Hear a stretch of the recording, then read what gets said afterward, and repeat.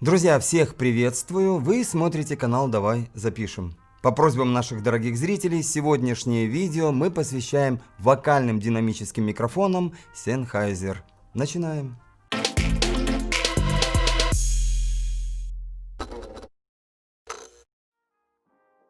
Итак, сегодня у нас в студии три модели, которые можно назвать чуть ли не самыми популярными среди пользователей и любителей сенхов. Это 825S, 835S и 845.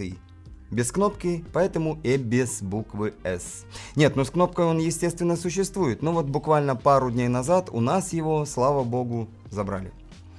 Что мы хотим от этих микрофонов?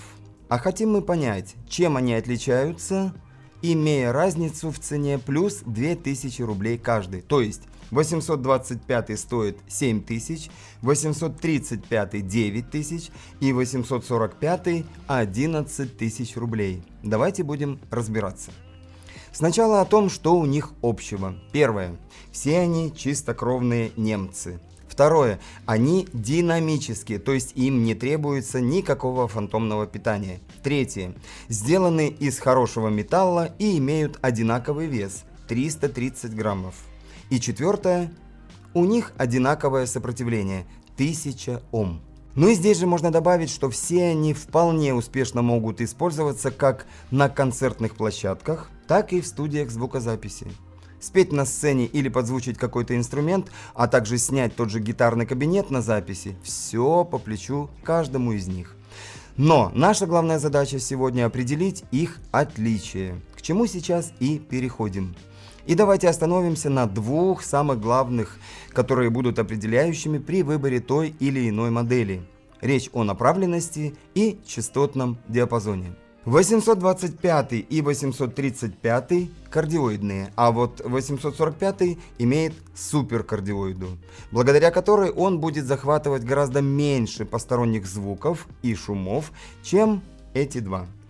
Ну и, естественно, меньше реагировать на обратную связь, то есть заводиться от близкой колонки он не должен так, как это будут делать вот эти модели. Слова словами, но давайте это сейчас и проверим. Берем в помощь вот такой замечательный пультец от Mackie и звучим из монитора Top Pro TPS-12MA.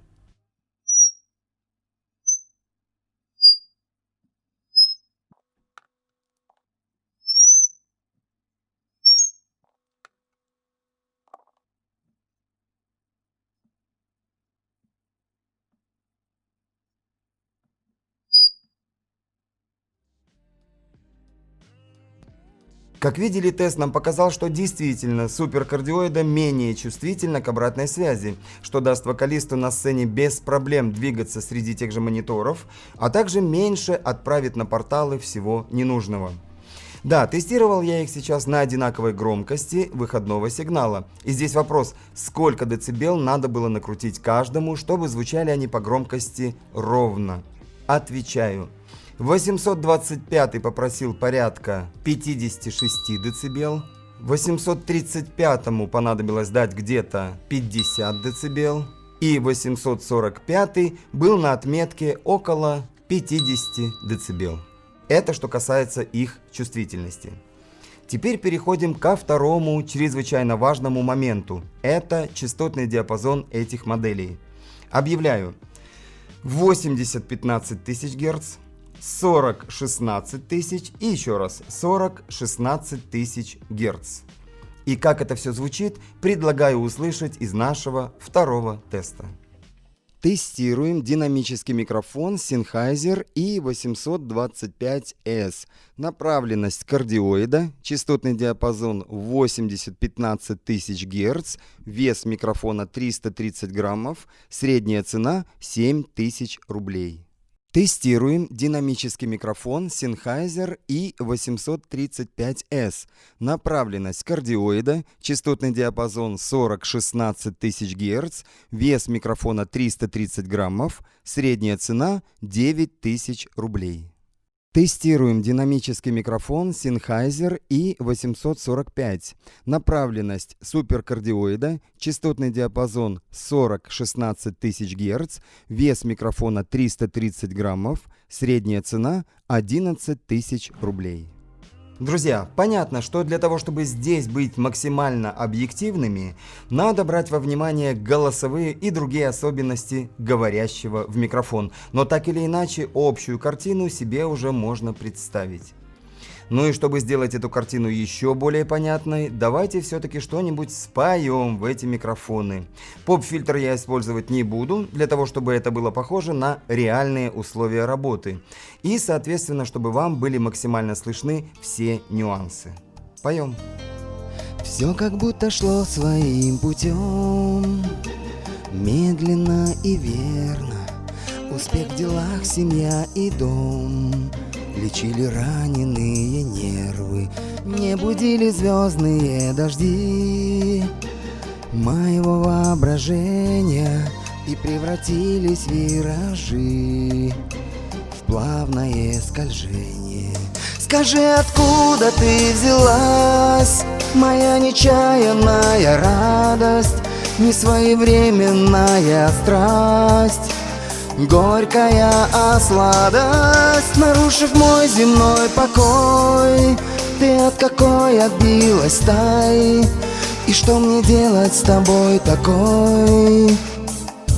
Я не знаю.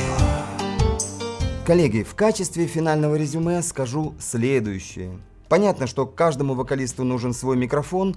Понятно также и то, что имея микшерный пульт, да еще и с процессором эффектов, можно настроить и подогнать под общий звук любой нормальный микрофон, но тем не менее. Все сегодняшние экземпляры имеют тонкие нюансы, которые и определяют их конкретную область применения, условия использования и, повторюсь, особенности вокалистов.